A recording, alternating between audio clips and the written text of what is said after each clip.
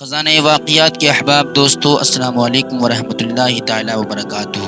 تو ناظرین، ہم آپ کے سامنے امام حسین کی شہادت کا مکمل واقعہ بیان کرتے ہیں۔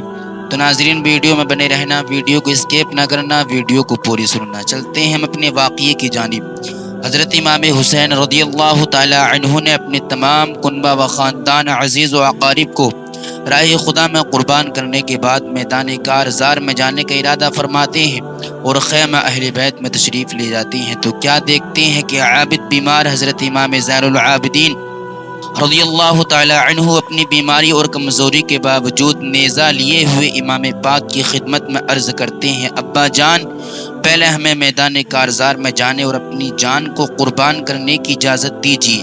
میرے ہوتے ہوئے آپ شہید ہو جائیں، یہ نہیں ہو سکتا۔ حضرت امام پاک نے اپنے نور نظر حضرت زین العابدین کو اپنی آغوش محبت میں لیا، پیار کیا اور فرمایا، بیٹا، ابھی تمہارا وقت نہیں آیا ہے، ابھی تو تم کو اپنی ماں اور بہنوں کی نگہداشت کرنی ہے، ان بے کسان اہل بیت کو وطن تک پہنچانا ہے۔ میرے پیارے بیٹے، اللہ تعالیٰ تم ہی سے میری نسل حسینی سادات کا سلسلہ جاری فرمائے گا۔ دیکھو، صبر و شکر سے رہنا، راہ حق میں آنے والی ہر تکلیف و مصیبت کو خندہ پیشانی سے برداشت کرنا، ہر حالت میں نانا جان رسول اللہ صلی اللہ تعالیٰ علیہ وسلم کی شریعت و سنت کی پابندی کرنا۔ بیٹا، مصائب و آلام سہتے ہوئے جب کبھی مدینہ منورہ پہنچو تو سب سے پہلے نانا جان صلی اللہ تعالیٰ علیہ وسلم کے روضے انور پر جانا، نانا جان کو میرا سلام کہنا، سارا آنکھوں دیکھا حال سنانا، پھر میری امی جان حضرت فاطمۃ الزہرا کی قبر پر جانا، ان کو بھی میرا سلام کہنا، پھر میرے بھائی حسن مجتبیٰ کو میرا سلام کہنا۔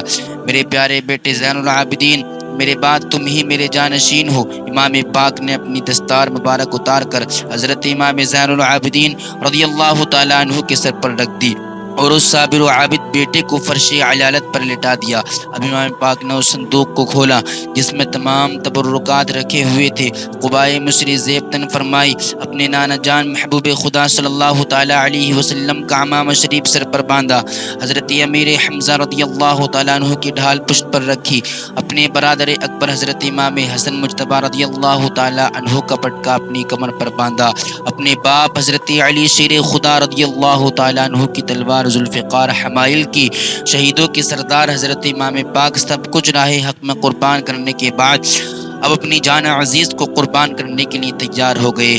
بیویوں نے جب اس منظر کو دیکھا تو ان پر بے کسی کی انتہا ہو گئی، چہروں کے رنگ اڑ گئے، آنکھوں سے آنسوؤں کے موتی ٹپکنے لگے۔ حضرت زینب نے آنسو بہاتے ہوئے کہا، پیارے بھیا، بیویوں نے درد و عالم میں ڈوب کر کہا، ہمارے سرتاج۔ حضرت سکینہ نے روتے ہوئے کہا، بابا جان کہاں جا رہے ہو؟ اس جنگل میں ہمیں کس کے سہارے چھوڑ کر جا رہے ہو؟ جو درندے نے علی اصغر پر رحم نہیں کھائے، وہ سفاک ظالم ہمارے ساتھ کیا سلوک کریں گے؟ حضرت امام پاک نے فرمایا، اللہ تعالیٰ تم لوگوں کا حافظ و نگہبان ہے۔ آپ نے سب کو صبر و رضا کی تلقین فرمائی، مرضی مولا پر صابر و شاکر رہنے کی وصیت کی اور اپنا آخری دیدار دکھا کر فرمایا، تم سب کو میرا آخری سلام ہو، اور گھوڑے پر سوار ہو گئے۔ حضرت امام پاک میدان کربلا میں یزیدی اندھیروں میں حق و صداقت کا آفتاب بن کر چمکے، اپنی ذاتی و نسبی فضائل پر مشتمل ایک رجز پڑھا، پھر فرمایا، اے یزیدیو، کان کھول کر سن لو، تاکہ قیامت کے دن تم بہانہ نہ بنا سکو کہ ہمیں معلوم نہیں تھا کہ حسین کون تھے۔ جس رسول صلی اللہ تعالیٰ علیہ وسلم کا کلمہ پڑھتے ہو، اسی رسول کا فرمان ہے کہ حسن و حسین میرے دونوں نواسے جنتی جوانوں کے سردار ہیں۔ اسی رسول کا ارشاد پاک ہے کہ جس نے حسن و حسین سے دشمنی کی، اس نے مجھ سے دشمنی کی، اور جس نے مجھ سے دشمنی کی، اس نے اللہ تعالیٰ سے دشمنی کی۔ تو اے یزیدیو، اللہ تعالیٰ سے ڈرو، میری دشمنی سے توبہ کر لو، ورنہ اللہ و رسول کو کیا منہ دکھاؤ گے؟ میرے خون ناحق کا تمہارے پاس کیا جواب ہوگا؟ میں نواسے رسول ابن بطول علی شیر خدا کا بیٹا حسین ہو۔ حضرت امام پاک کی تقریر کا ان بدبختوں پر کچھ اثر نہ ہوا، بلکہ یزیدیوں نے کہا، آپ یا تو یزید کی بیعت کر لیں ورنہ جنگ کے لیے تیار ہو جائیں۔ اب حضرت امام پاک 20,000 یزیدیوں کی فوج کے سامنے کھڑے ہو کر فرما رہے تھے کہ اپنے بہادروں کو میرے مقابلے کے لیے بھیجتے جاؤ۔ چنانچہ مشہور بہادر تمیم بن قحطبہ، جابر بن قاہر، بدر بن سہیل یمنی جیسے نامور جنگجو حضرت امام پاک کے مقابلے کے لیے کہ کے بعد دیگر آتے رہے۔ امام پاک نے ان سب کو واصل جہنم کر دیا، غرض ہے کہ امام پاک نے دشمنوں کی لاش کا انبار لگا دیا۔ دشمنوں کے لشکر میں شور مچ گیا کہ جنگ کا یہ انداز رہا تو ہماری فوج کا ایک سپاہی بچ کر نہیں جا سکتا، لہٰذا اب موقع مت دو، چاروں طرف سے گھیر کر یہ بار کی حملہ کر دو۔ ابن سعد نے حکم دیا کہ چاروں طرف سے تیروں کی بارش کر دو۔ یزیدی فوج نے آپ کو چاروں طرف سے گھیر لیا، ہزاروں تیروں کی بارش شروع ہو گئی اور آپ کا گھوڑا اس قدر زخمی ہو گیا کہ اس میں قوت و ہمت نہ رہی۔ حضرت امام پاک کو ایک جگہ ٹھہرنا پڑا، ہر طرف سے تیر آ رہے تھے، امام پاک کا تن اقدس زخمی ہو رہا تھا۔ ظالموں نے آپ کے نورانی جسم کو زخموں سے پارا پارا لہو لہان کر دیا۔ بے وفا کوفیوں ناپاک یزیدیوں نے نواز رسول فرزند بطول حضرت امام حسین رضی اللہ تعالیٰ عنہ کو مہمان بنا کر بلایا اور ان کے ساتھ یہ سلوک کیا، یہاں تک کہ زہر میں بھجا ہوا ایک تیر آپ کی اس نورانی پیشانی پر آ کر لگا جسے رسول خدا نے بے شمار بار چوما تھا۔ تیر لگتے ہی نورانی چہرے سے خون کا فوارہ جاری ہو گیا۔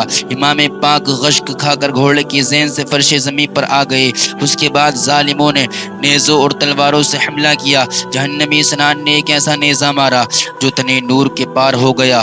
نیزہ اور تلواروں کے 72 زخم کھانے کے بعد آپ کے سینے اطہر پر شمر ملعون سوار ہو گیا۔ حضرت امام پاک نے فرمایا، اے ظالم، آج جمعہ مبارکہ کا دن ہے، سورج ڈھل گیا ہے، یہ وقت ہے کہ میرے نانا جان کی امت نماز جمعہ ادا کر رہی ہوگی، ممبروں پر میرے نانا جان کا خطبہ پڑھا جا رہا ہوگا۔ اے شمر ملعون، تو تھوڑی دیر کے لیے میرے سینے سے اتر جا تاکہ میں اس حال میں بھی سجدہ کر لوں، نماز ادا کر لوں۔ چنانچہ حضرت امام پاک نے نماز شروع کی اور اپنی زندگی کے آخری سجدے میں تشریف لے گئے کہ شمر مردود نے ایسی تلوار ماری کہ امام پاک کا سر انور جس میں نور سے الگ ہو گیا۔ اسی طرح تیر اور نیزہ اور تلواروں کے 72 زخم کھانے کے بعد 56 سال 5 ماہ 5 دن کی عمر میں جمعہ مبارکہ کے دن محرم شریف کی 10 تاریخ 61 ہجری مطابق 680 ہجری کو امام پاک شہید ہوئے۔ انا للہ و انا الیہ راجعون۔ یہ عنایتوں کی جزا ملی، یہ ہدایتوں کا صلہ ملا، جو چراغ نور نبی کا تھا اسے کربلا میں بجھا دیا۔ چمن آپ اپنا لٹا گئے کہ بہار دین خدا رہی، نہ جمع جو رنگ بہار سے تو لہو بھی اپنا ملا دیا۔ السلام علیکم ورحمۃ اللہ۔